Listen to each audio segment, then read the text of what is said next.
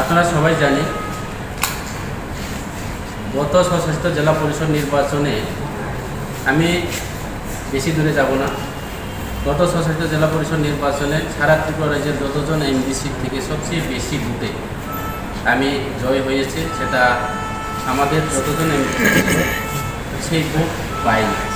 কারণ আমার দৃঢ় বিশ্বাস, আমার গত 2018 বিধানসভা নির্বাচনে আমাদের যে পার্টি ভারতীয় জনতা পার্টি, আমার পূর্ব বক্তা আলোচনা করেছেন, আমরা গত 2018 বিধানসভা নির্বাচন যে ভীষণ ডকুমেন্টের যে ইয়াগুলি, যে ডিমান্ডগুলি বা যে দাবিগুলি আপনারা সবাই জানি, যারা এখানে ইলেকট্রনিক মিডিয়া আছে আপনাদের সামনেও ওই আমাদের নেতৃত্বরা তৎকালীন আলোচনা করেছে যে আমরা 25 বছরের কমিউনিস্ট যা করতে পারিনি, আমাদের ভারতীয় জনতা পার্টি নতুন সরকার প্রতিষ্ঠাতা হলে পরে আমরা 3 বছরের মধ্যে এর 100 গুণ উন্নয়ন করব।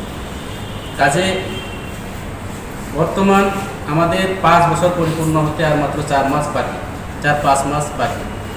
এই 5 বছরের মধ্যে আমরা 5 বছর বলা যায়, এখন ইলেকশন ভিলেজ কমিটি নির্বাচন আসছে, আমার পূর্ব বক্তা আলোচনা করেছে আমাদের ডেপুটি সিএম, এবং বিধানসভা নির্বাচন গনিয়ে আছে দিনের পর দিন। এই সময়ের মধ্যে বিজেপি আরও কোনো উন্নয়নের কাজ করার মতো এবং বেকারদের কর্মসংস্থান থেকে শুরু করে রাস্তাঘাট থেকে শুরু করে পানীয় জল সমস্ত দিকে আমরা দেখলাম সারা ত্রিপুরা রাজ্যের মধ্যে অতীতে যা ছিল এটাও শেষ হয়ে গেছে। বিশেষ করে আমার সামনে বিধানসভা কেন্দ্রে আমি বিজেপি ক্যান্ডিডেট হিসাবে এবং এমডিসি প্রার্থী হিসাবে আমার এলাকাতে আমি কথা দিয়েছি যে আমরা বিজেপি সরকার আসলে 18 নির্বাচনের বা 2018 নির্বাচনে সরকার আসলে আমরা রাস্তাঘাট থেকে শুরু করে পানীয় জল, বৈদ্যুতিক সংযোগ থেকে শুরু করে সমস্ত কাজ করার কথা আমরা প্রতিশ্রুতি দিয়েছি। কিন্তু বর্তমান আমরা 23 কিলো, আপনারা সবাই হয়তোবা দেখছেন, 23 কিলো থেকে আমরা থালসরা যেতে পারিনি। অতীতের মধ্যে আমরা সামান্য থেকে গোবিন্দবাড়ি যেতাম। এইভাবে অক্ষরে অক্ষরে কোনো কাজ ওনাদের যে প্রতিশ্রুতিগুলি রাজ্য সরকার এবং বিজেপি সরকার পালন করেনি, যার কারণে আমরা কোনো উন্নয়ন কাজ করতে না পারার কারণে আমি ভারতীয় জনতা পার্টির দল ছেড়ে ত্রিপুরা মুথাতে অংশগ্রহণ করব।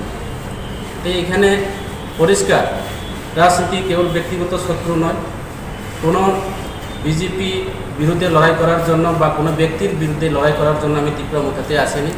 অ্যাকচুয়ালি আমাদের ত্রিপুরা মুথার পার্টি নীতিগত বিরোধী। আমার পূর্ববক্তা যেগুলি আলোচনা করেছেন, ত্রিপুরা মুথাতে আমাদের নীতিগুলি আছে। আমরা এলাকার উন্নয়ন কাজ করার জন্য আমাদের বুবাগ্রার নেতৃত্বে, আমাদের প্রদূত বিক্রম মানিকর নেতৃত্বে, আমাদের মহারাজের নেতৃত্বে আমি আশা করব আগামী দিনে এডিসি এলাকাতে আমাদের জনজাতিদের জন্য, বিশেষ করে ত্রিপুরাসাদের জন্য আমরা কাজ করতে পারবো। শুধু ত্রিপুরাসা নয়, আমরা সমস্ত জাতি গোষ্ঠী, আমাদের ত্রিপুরাসার মধ্যে 19টা সম্প্রদায় রয়েছে। এখানে আমাদের আর একটা জনজাতি অংশ বৃদ্ধি হয়েছে, যেমন ডালুং কমিউনিটি।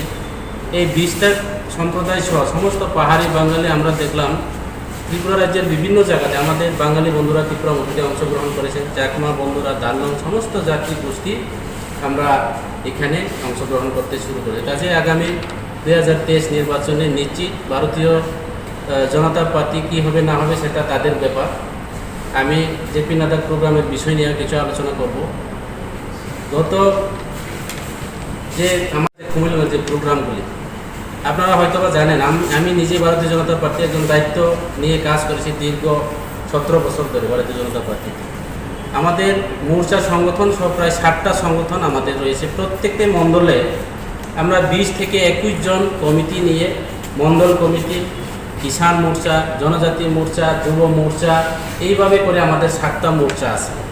এই 7টা মোর্চা প্রত্যেকটি বিধানসভা বা প্রত্যেকটি অ্যাসেম্বলিতে যদি আমরা 7টা মোর্চা হিসাব করি, ম্যাক্সিমাম আমাদের একটা বিধানসভার কেন্দ্রে 140 জন আমাদের কার্যকর্তা থাকার দরকার। তাহলে আমি বলবো যেদিন কুমিল্লার প্রোগ্রামের মধ্যে বিজেপির নেতৃত্বেরাই আসেন, যদি বিজেপির নেতৃত্ব 60টা বিধানসভা যদি আমরা ইনটু দিয়ে বা হিসাব করে দেখি, প্রায় 8000-এর ঊর্ধ্বে আজকে কুমিল্লার মধ্যে সমাগম হওয়ার দরকার ছিল বা এখানে সামিল হওয়ার দরকার ছিল।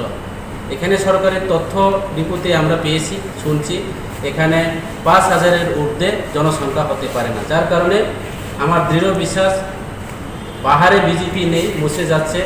আগামী দিনে ধীরে ধীরে একদম ল্যান্ডস্লাইসের মতো করে বা পাহাড় ভেঙে আজকে আমাদের ত্রিপুরা মুথাতে অংশগ্রহণ করা শুরু করেছেন। আপনারা নিশ্চয়ই জানি গত 23শে আগস্টের মধ্যে আমাদের এডিসি দিবসে আমরা মানিকপুর মতো জায়গাতে সামনে বিধানসভা কেন্দ্রে 3,500 ফ্যামিলি প্রায় 6,000-এর ঊর্ধ্বে ভোটার আমাদের ত্রিপুরা মুথা বিজেপি ছেড়ে ত্রিপুরা মুথাতে আমরা অংশগ্রহণ করেছি। কাজে বিজেপি যেগুলি কথা দিয়েছে সেই কথাগুলি কোনো পালন হয়নি এবং বিশেষ করে বিজেপিতে আমাদের জনজাতিরা কোনো সম্মান পান না। এখানে বিভিন্ন কর্পোরেশন বা এসটি কর্পোরেশন থেকে আমাদের 50-55 মতো আমাদের যে পাবলিক ইয়ার জন্য যে একটা আছে, এখানে কোনো জনজাতি একটা নেতৃত্ব সেইগুলি দায়িত্ব পায়নি, চেয়ারম্যানের পদও পায়নি। এবং আমরা বিশেষ করে এমডিসি আমরাও জনপ্রতিনিধি, এখানে লেখা আছে ইকুইভ্যালেন্ট আমরা এমডিসিরা এমএলএ, কিন্তু এখানে দেখলাম বিজেপির মধ্যে শুধু এমডিসি নয় এমএলএ এমন আছে, তো ওনারা রোজবেলি কোম্পানির মতো করে যে একটা সংস্থার মতো করে চেইন সিস্টেম, যার ভারতীয় জনতা পার্টিতে যারা নেতৃত্বরা আছে এখনও আছে এইভাবে। আমি আশা করি আগামী কিছুদিনের মধ্যে ভারতীয় জনতা পার্টির সংগঠন আরও 10 করবে, কারণ এখানে কোনো সম্মান নেই, কোনো নীতি নেই। ওনারা কার্যকর্তা, ওনারা বলে কার্যকর্তা, ওনাদের মধ্যে কার্যকর্তা বিশ্বাস করে না, ওনারা কাছের কর্তা বিশ্বাস করে। কাজে এখানে যারা দীর্ঘদিন যারা ভারতীয় জনতা পার্টি মানুষের কাজ করার জন্য যারা এসেছে, ওনারা কোনো কাজ করার সুযোগ পায়নি। এমনও বলে আমাদের মতো যারা এমডিসিরারে এমন একটা নেতৃত্ব, সারা রাজ্যের নেতৃত্ব, এমডিসি নাকি ভিলেজ কমিটি চেয়ারম্যান প্রধানের থেকে আরও সুত এবং প্রধানের সমতুল্য হয় না। এটা তার ব্যক্তিগত আলোচনা। আমি প্রথমে বলছি আমার কেউ ব্যক্তিগত কোনো কিছুই নেই এবং আমি নীতিগত বিরোধী করছি, যার কারণে আমি দেখলাম ভারতীয় জনতা পার্টির মধ্যে কোনো নীতিই নেই, ভারতীয় জনতা পার্টির মধ্যে কোনো কিছুই নেই। এখানে শুধু নিজেদের মধ্যে যারা ইয়েসম্যান যারা হয়, তাদের নেতাদের সামনে যারা ইয়েসম্যান, ওনারাই আজকে নেতৃত্ব হবে, কিন্তু ফিলতে গিয়ে ওনারা জিরো, কিন্তু নেতার সামনে হিরো। এই কারণে যারা প্রকৃত নেতৃত্ব, যারা প্রকৃত জনসেবা যারা করার জন্য ভারতীয় জনতা পার্টিতে যারা আছেন, ধীরে ধীরে ওনারা আবার করবেন।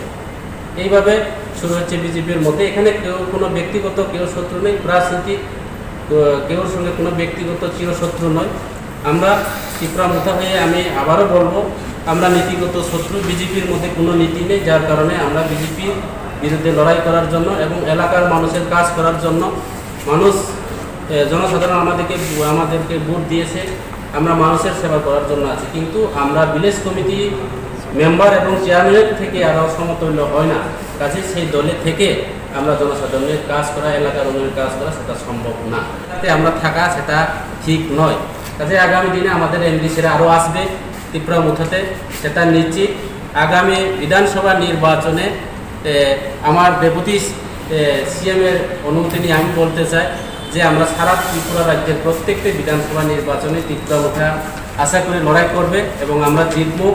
আগামী 23-এর পরে হয়তো ভারতীয় জনতা পার্টি না যাই পার্টির সঙ্গে হোক, আমাদের ত্রিপুরা মুথার সঙ্গে আমরা সরকার গঠন করব, ত্রিপুরা মুথায় ত্রিপুরাতে সরকার গঠন করব, এই আশা আমি রাখছি। তো এইটুকু বলে সবাইকে আর একবার আন্তরিক অভিনন্দন জানিয়ে আমার আলোচনা এখানে শেষ করছি।